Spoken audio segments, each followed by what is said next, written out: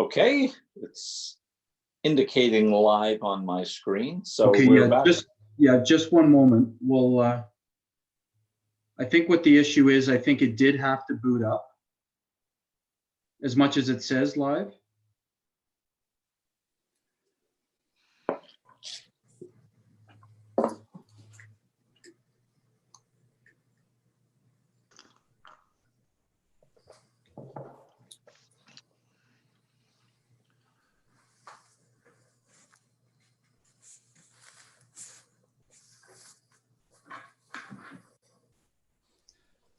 So by the looks of it, am I the only one who's been out and about today, or Karen's got one?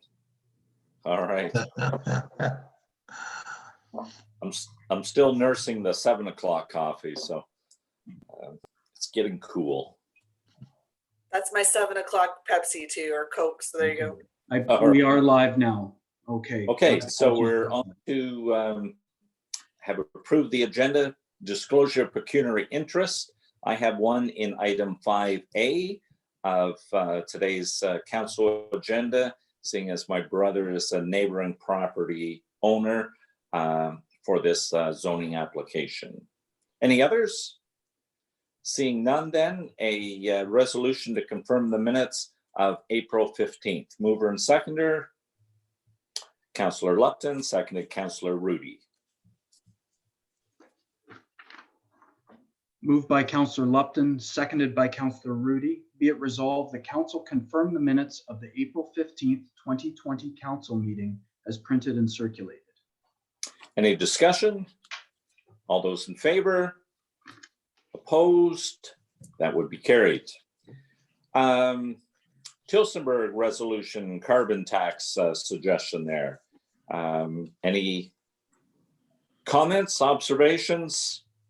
Would we like to support it or simply note and file? Councillor Schaefer. I'd like to support the resolution. I think it's an important one. I don't think it's going to go anywhere, but I think it's a good gesture to help out the businesses, especially.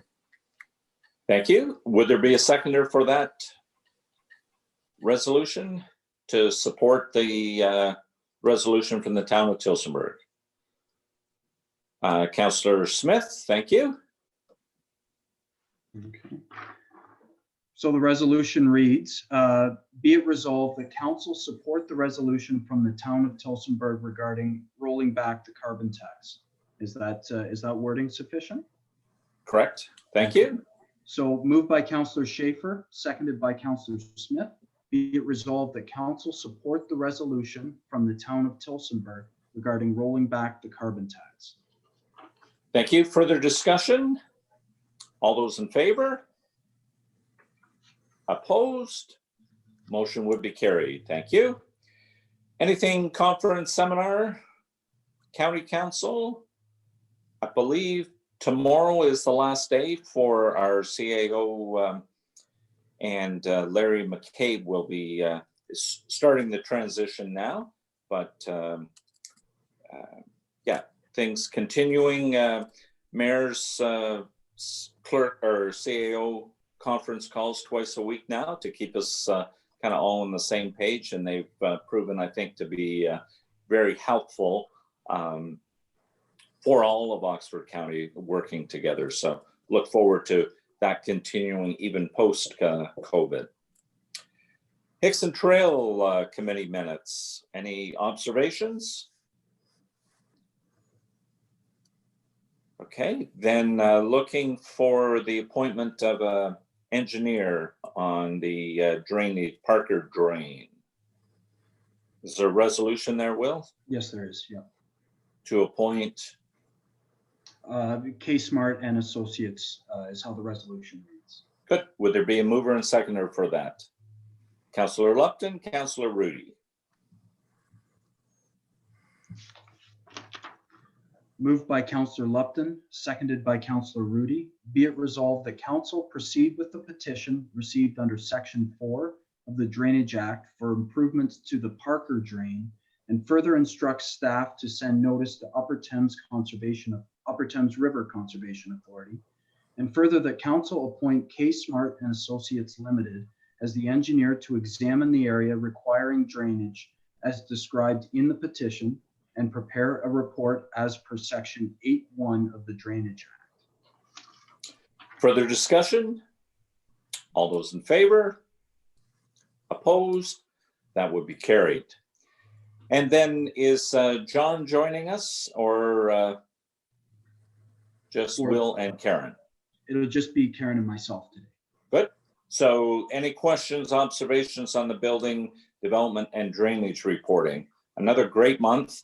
It just continues. So when things open up, very busy times, but this work's happening as we're speaking. Any questions? Okay, on to the Public Works report. Questions here?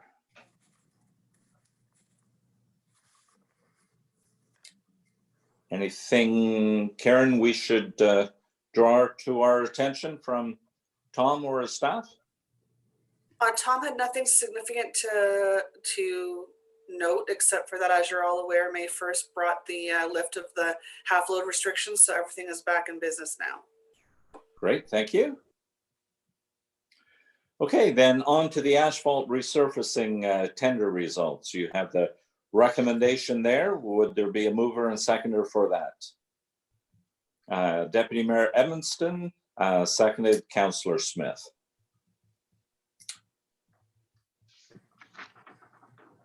Moved by Deputy Mayor Edmiston, seconded by Councillor Smith. Be it resolved, the council accept the tender submitted by Brantco Construction for the works proposed in contract 2020-07 for the submitted tender price of $251,541.39. Discussion? All in favor? Opposed? That would be carried. Any highlights from the fire department? Again, Karen, we'll look to you if there's something that Scott wanted drawn to our attention. I can say that the burn ban restriction was lifted on Monday for farmers on an as requested basis. That's an update since the report was prepared, but other than that, there was nothing Scott noted at this point. And that would be residents or residents on farm properties needs to still call in for a to receive their permit. They can't just go ahead and do it. So no, permitted burns for sure. Right. Okay. It just means when they call and satisfy the questions that permission can be granted. So thank you. Bylaw compliance questions. Corporate services, Will, anything to highlight there? Nothing significant to report. We are in a hiring process, though, for someone to backfill a position here in the office that due to the matters around COVID, not because of an illness, but due to somebody needing to be at home for personal reasons, we'll be backfilling that with a summer student position here in the office. Very good. Thank you. Any questions? All right, Karen, you have 3 minutes on Treasury. Actually, we'll take as long as needed, but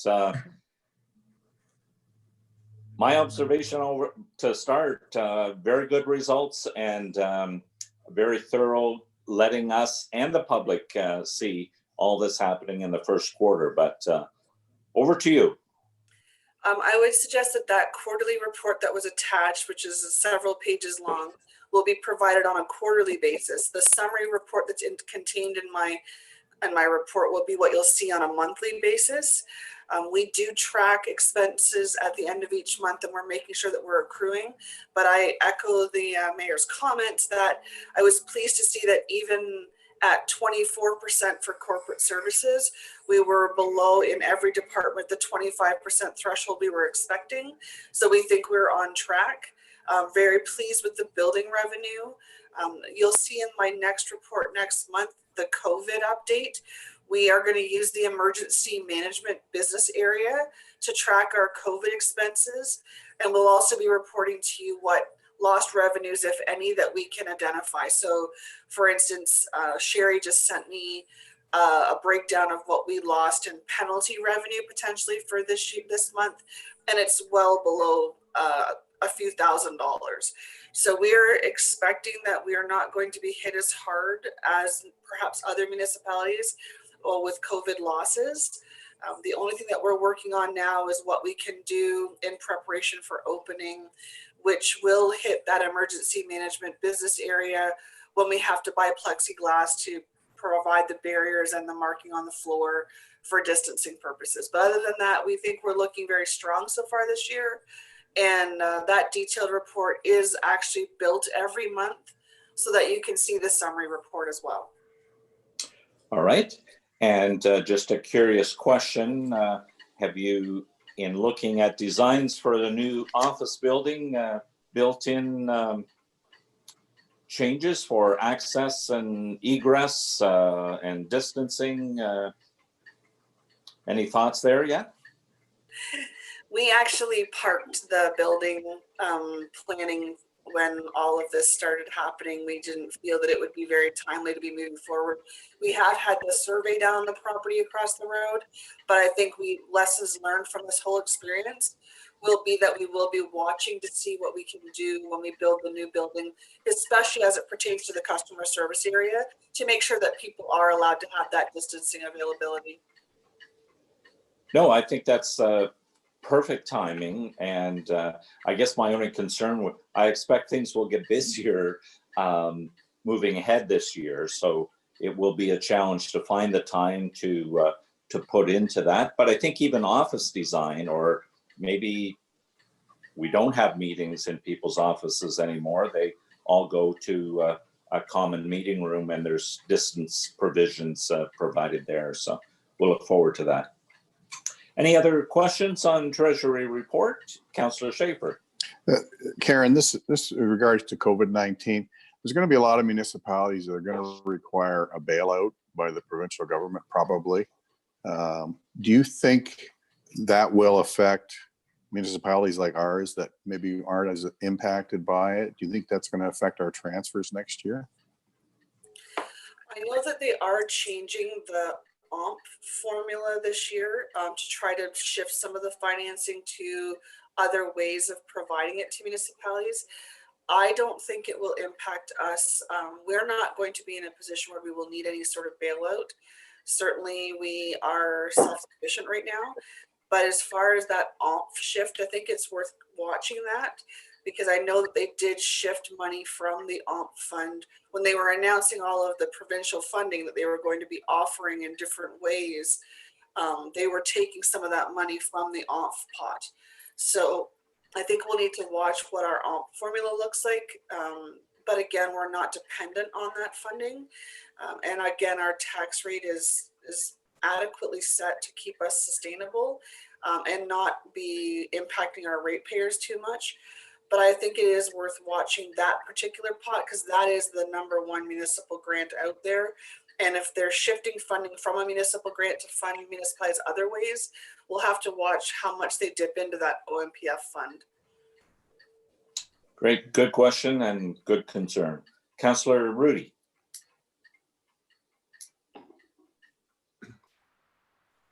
Yeah. The percentage of farm taxes was reduced at county council last month from 23% to 1.5%. How does that have an effect on our tax base? It doesn't change the bottom line budget for us, so we still required the levy that we required, the $5 million or the $6 million. But that will shift how it's allocated between their different rate classes. So the ratio for the farm tax is 21.77 versus 23.5. So when we bill out the billing, we'll still be generating the same levy. We'll just be shifting it between ratepayers. Okay. Thank you. Further? Okay, seeing none, we'll turn it over to Deputy Mayor Edmonston, and I'll see if I can disappear. Thank you.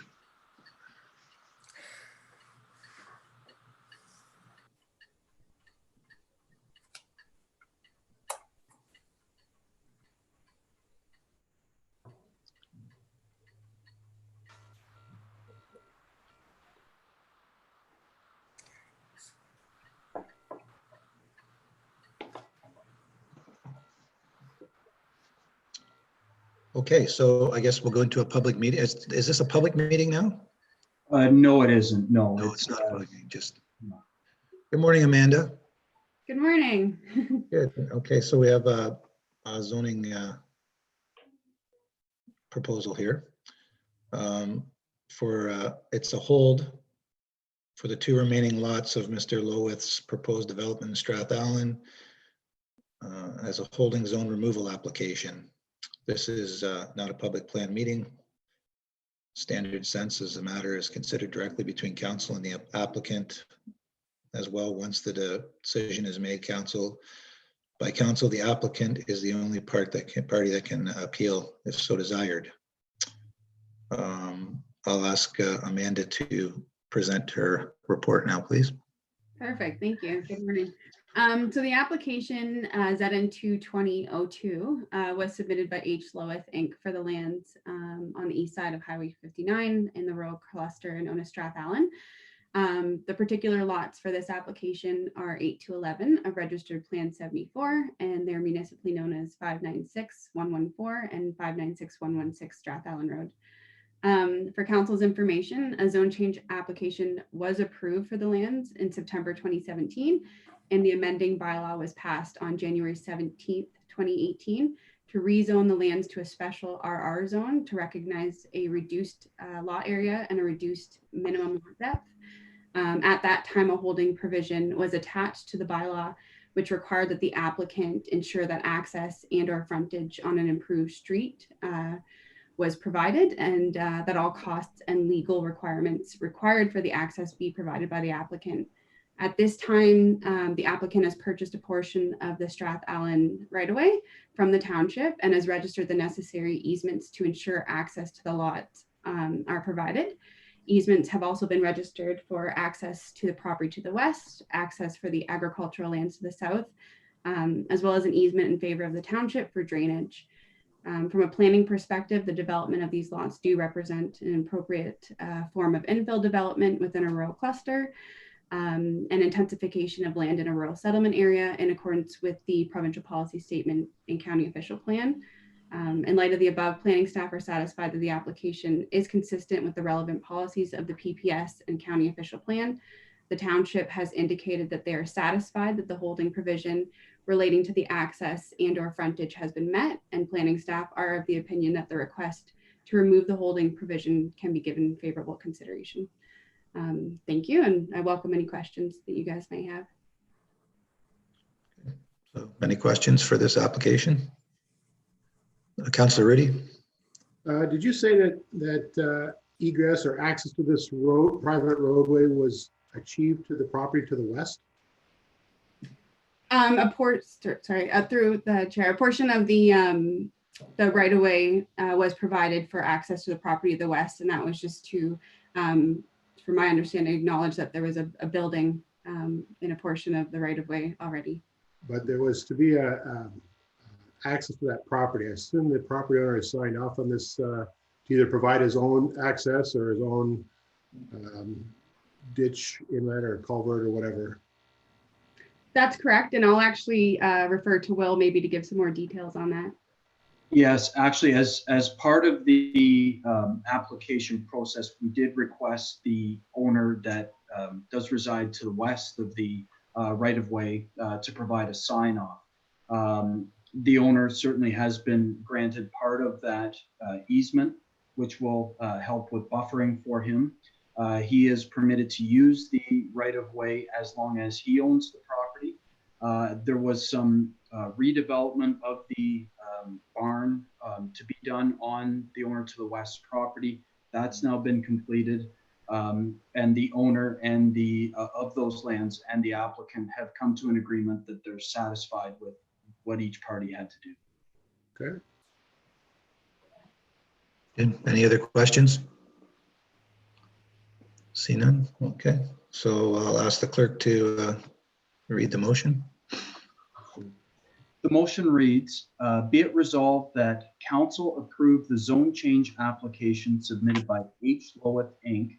and Harry Lowith, whereby lands described as lots 8 to 11, registered plan 74, being parts 4 and 5, 41R 9562, Township of East Zorra-Tavistock, are to be rezoned from Special Rural Residential Holding Zone, RR18H, to Special Rural Residential Holding Zone, Special Rural Residential Zone, RR18, to remove the Holding H provision from the subject lands.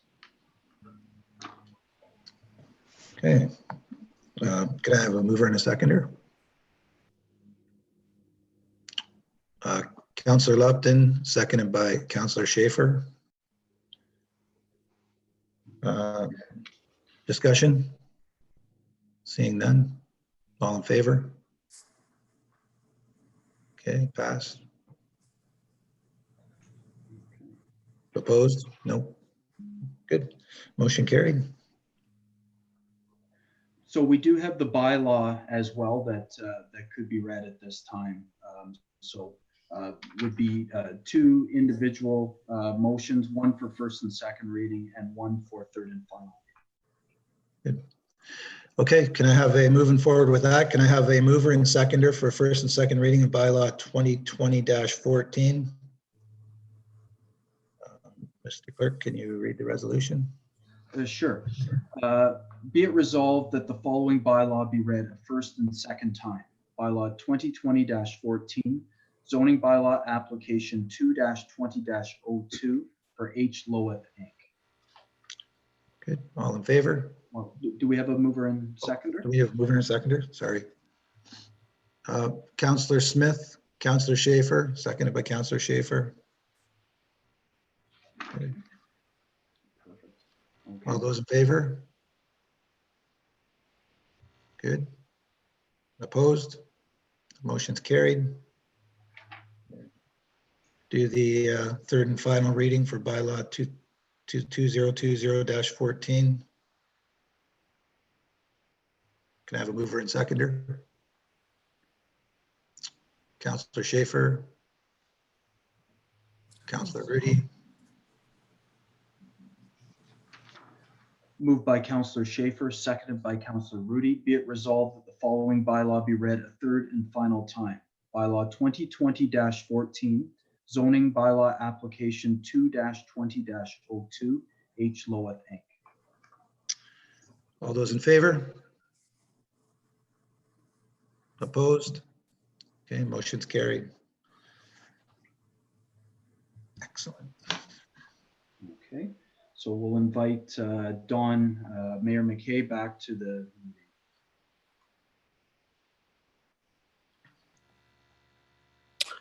Okay, thank you, Deputy Mayor Evanston. That brings us down other unfinished business.